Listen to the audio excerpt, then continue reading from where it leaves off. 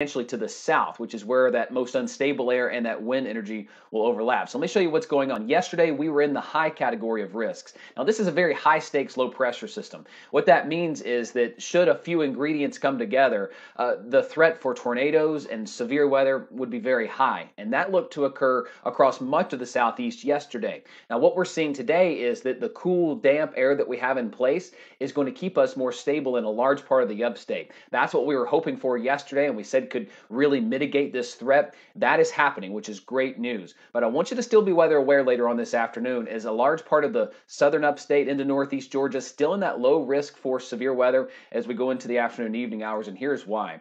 As this low pressure system begins to move our way, it has a lot of wind energy in the atmosphere. So any storm that forms could pose a threat to begin to rotate.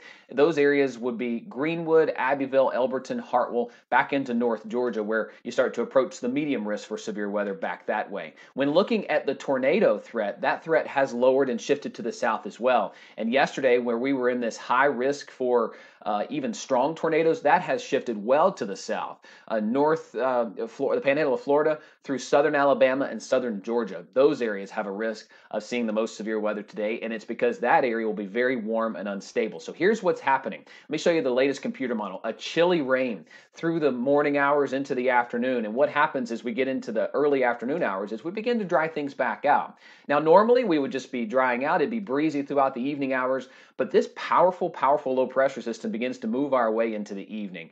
And it's these cells right here out ahead of that low pressure system that we'll be watching closely tonight on WYFF News 4 at 4, 5, 6, and 11. What I'll be watching here is that with this wind energy, it could overcome very small amounts of instability. So we will warm up into the lower 60s.